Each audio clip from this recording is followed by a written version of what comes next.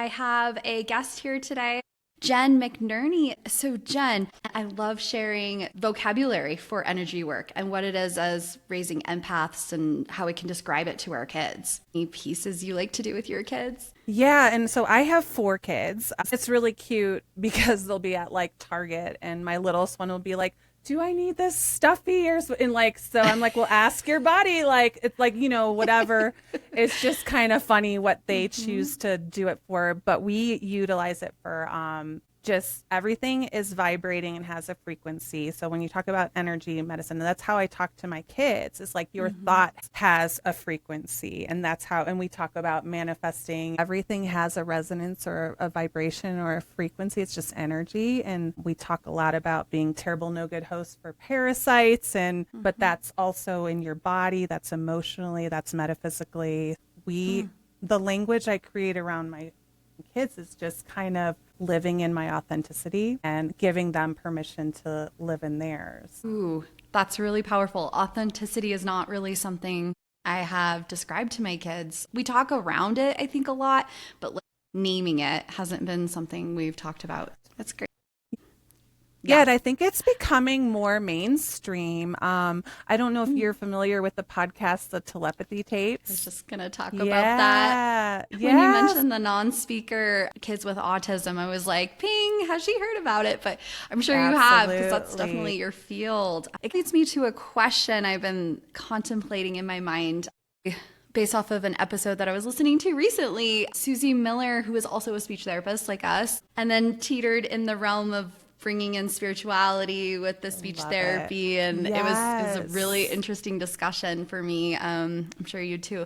And I was curious. There was a part where she was talking about a kiddo and helping the kiddo to integrate into their bodies. And I feel like sometimes when kids are having these emotional moments or overstimulated moments or feeling like I'm hearing intuitively with my own kids that the human body feels too intense, it feels too painful.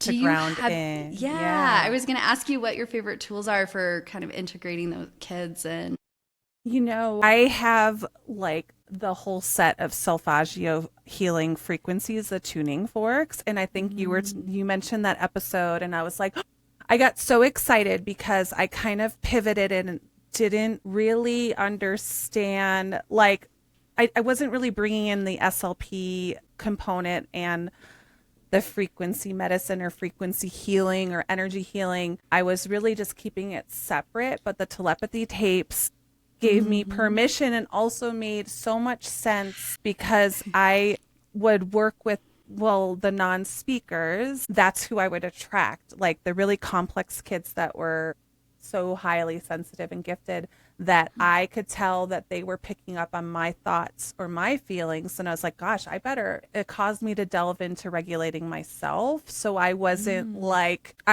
causing dysregulation in them. So I kind of left that. I started a family, kind of shelved the SLP stuff and started doing deep healing work on myself. But then now it's like twofold where it gave me permission to be like, I don't have to pretend I was never a speech therapist. This is all like kind of synchronized everything back into like, oh, I've always been attracted to like sound healing or Reiki or just having that yeah. empathy. I think that's why I connected so well with the non-speakers, is because we were feeling each other. And also, I never really treated those souls like they want to say they assume competence. I always was like, they're so gifted in a different, like almost in a different realm, here to teach us. Yeah. And I think that's why we just connected. Like I love working with individuals that are quote unquote labeled neurodiverse or neurodivergent. So yeah, but the tuning forks, I'll utilize them in terms of everything is about regulating the nervous system or integrating. I do a lot of primitive reflex integration, the Moskotova method, something also quantum reflex integration, which is pairing a low level infrared light plus the primitive reflex too. And it organizes the brain. It helps to integrate. And I have a podcast as well, and I had Yeah. Akil's. You remember episode 2? I had Akil, Sure. like, he is the one who he was described that he can't really, like, he's more in his subconscious mind, and he can't really, like, he has no awareness of his body in space. And one thing that helped him was primitive reflex integration, or like they've done the Moscatova method. They're doing the quantum reflex integration. So he really had to, like, anchor into his body. Your primitive reflex stuff is, it makes you feel safe to be in your body. Like, so a lot of us are walking around with non-integrated reflexes. What does that mean? It means that your body is designed to see something as a threat, utilize the reflex, and then go back to homeostasis. But many of us are walking around in fear paralysis, where everything is a stress and perceived as a stress, and then your immune system tanks and everything is affected by that. So that's a really powerful modality for everyone. And Okay. yeah, the body stuff is so interesting, because I can't say there's one cookie cutter modality that's going to work every time for everybody. And that's why I love applied kinesiology and muscle testing, because it gives a unique, individualized aspect to energy healing. So I utilize it to see what tools are going to bring the person the most homeostasis. Yeah, I love the any muscle. session. Yeah, I'm sorry. I love the muscle testing for that, to help you figure out what's going on, what's their body needing support in. That's really cool. Yeah. Yeah, and it's like it could be essential oils. It could be that cranial nerve 1 that limbically helps to, like, bring somebody back to homeostasis. Some people might get a protocol for a bath with the oils that helps them to regulate, or it's just so individualized when you utilize muscle testing. It's really personal. I think to each person, it has each piece of what they're missing, what they're needing support in. When you talked about bringing in the pieces of connecting, keeping yourself grounded in what you were doing yourself. So I think so much of the time, there's so many of these kids that are so connected. They're connected to us. And we're realizing that telepathy tapes and all these other pieces are helping us to really understand that as parents now. And I feel like it's becoming, telepathy tapes has opened the door, so we can talk about it more online, which is really cool. I love this it. movement. Yeah. Yes. And I really have to thank it's the non-speakers that really accelerated my healing journey. And then to now be able to give back in a different way. You know, they don't have to prove anything to me that there's telepathy, because, like, listen, I'm trying to get to the, like, level, the subconscious level that they're at, and they're trying to get down into their bodies to, like, meet us somewhere in the bridge in the middle.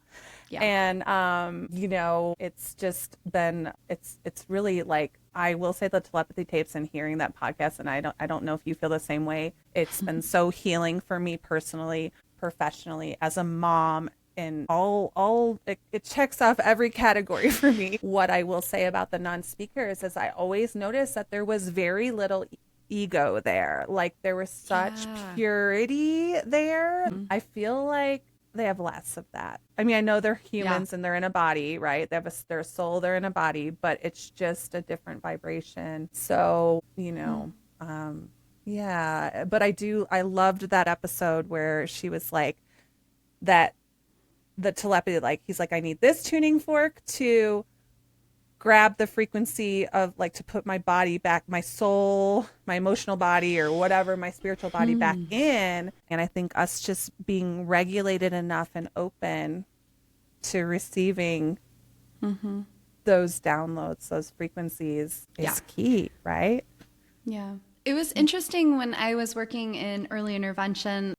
I didn't have necessarily all my kids were autistic non-speakers, but I had a lot of, like, 18-month-olds and 2-year-olds who were nonverbal and had language delays and such. And it was so interesting to connect with them. I would agree they did not have, like, an ego piece. I don't think children that age necessarily have that ego piece.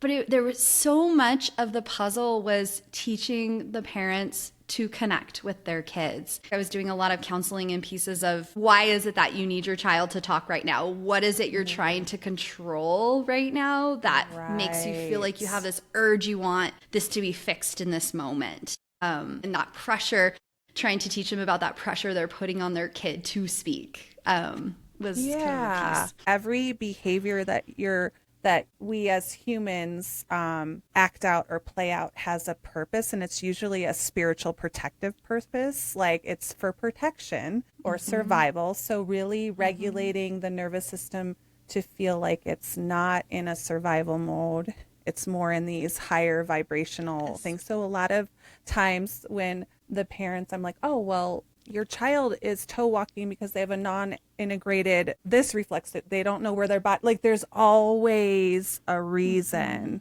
And that's, my lens is totally different now because of my journey. So going back, it's like, people are like, well, wait, you're just not like, I'm like, well, you actually have to integrate the reflexes of the hands and the feet. You can't, before you could expect your child to talk, because it's such a fine motor movement. So there's like gross. So there's just it's just a different lens, and always it's about regulating the nervous system so it feels safe or safe to be in your body. It's such a foundation, right? Right. Everything. And our emotions will dysregulate us, and certain emotions, like if you look at the power versus force chart, it measures emotions by frequency or vibrations per second, hertz. So the solfeggio frequency of 528 hertz is about cellular DNA repair. It's the miracle frequency. It's your connection to source. But emotions like anger or shame, those vibrate really slow and heavy. So that's kind of why some of these kids will have trouble being in their bodies, is because you have to lower your vibration to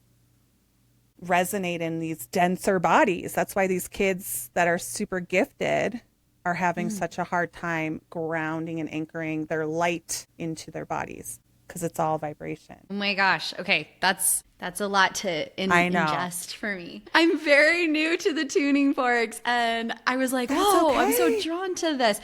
My kids go with what you're drawn with. Like my kids were always the kids that were picking up. I've always been drawn to crystals, and even rocks, like cool rocks. Like I'm like, you know, that meme of like, why isn't it like cool to be like, hey, I found this cool rock on my hike, you know, as adults. And I feel like kids have that curiosity, and they're playful, and it's just so refreshing. So I always say there's always a reason you're drawn to something, I think. It's so interesting when you have like the numbers for the gifted and talented piece. And I always try to explain to my kids this gifted piece of us that we come with, and this knowledge seeking can also sometimes come with a little bit of this perfectionism piece. Or, you know, I explain to our kids, like, our brains are working so hard that sometimes it makes us more prone to being nervous in situations. And so that's my kids in a nutshell. But when we walk into a crystal store, when she was like 4 or 5, my daughter, she would go and she would just lay herself down in the middle of the store, just arms out, legs out, and she's the one that can tend to be nervous. That frequency, the calming. Yeah. So I love the crystals. And she's also the one that has the weighted down dress because the pockets are so full of rocks on the playground. And there's like, I love that. There's so many things like Western meets Eastern. These are just like ancient things. I do something called NeuroEmotional technique, which it was developed by Dr. Scott Walker, who's a chiropractor, who was noticing he would physically like adjust the spine and the subluxations, but then the same pattern, it would just go out again. Nobody wanted to address the emotional component, and he paired traditional Chinese medicine. You can access your meridian system through pulse points. So even little kids can hook up to each wrist, like you're taking your pulse, and breathe and think about the challenge in both wrists, and you're going to hit your whole meridian system and where you might be storing emotions in your organs and your tissues. So that is been a life-changing modality for my whole entire family. Like life has gotten so much better since we found neuroemotional technique. So, Yep. And even for myself, just being a highly sensitive person, I need that Reiki so that way I can make sure my system is in a good place. I love to do it when I'm sitting in the car waiting to pick up my kids because I never know what is coming out of the school doors. I never know what energy they're coming out with from the day. And you know, one very simple practice that we have, because my kids are really sensitive and they pick up other people's emotions and they don't know if it's theirs or somebody else's, is we will have the mantra, anything that's not mine, please leave. So metaphysically, that kind of motto. And my kids are just really sensitive to the unseen. So I have extra tools for the metaphysical realm. And sometimes it's like somebody's corded into you and you don't, and like, so we do a lot of calling our energy back and like almost making like hand mantras, like delineating, this is mine, this is yours. So there's a lot of little simple reframes and it's all about awareness, right? Like, I love that this is mine, this is yours. I haven't thought about. That's a great visual for a kid. Well, like we will take, like I'll just take my hands, rub them together, and just go like this. It's just, and it's just something to delineate my bubble, yours, just running your own personal energy, playing with colors, frequency. It's just the genesis, like witnessing it happen is super powerful. Yep. And our kids are born with this conscious spiritual connection. They're really seeking it. They're asking questions. They're wanting to learn. And then you're going into the world so with this big sensitive open door, right? You don't understand the world yet. So I love these ways of teaching them things that maybe we wish we would have known as children as well. So many mind-body connection pieces. So much. And we talk about emotions are just energy in motion. So when you don't actually like feel them, they tend to get stuck or stored in your body.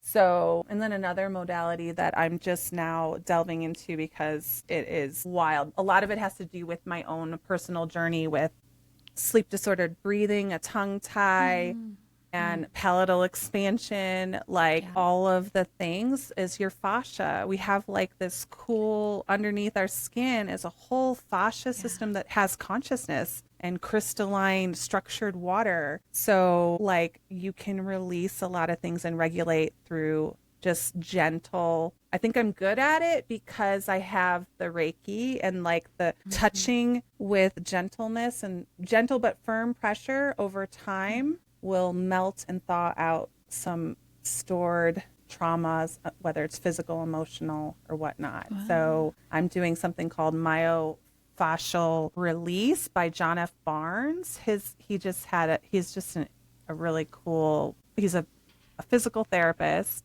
but he's doing things differently than more of this 3D realm. He works more at treating the fascia as consciousness. And it sounds like you're finding all the modalities to regulate your special souls. Yeah. I really like it. I feel like in speech therapy, goal writing has now gone from when we used to write goals for kids who were neurodiverse. When you look into a classroom, you don't know. Like, everybody is sitting in their chair. Everything looks even, right? Yes. And now we're trying to write goals to support any challenges, to support who they are, to support their strengths. Yes. And it's not about looking like everybody else.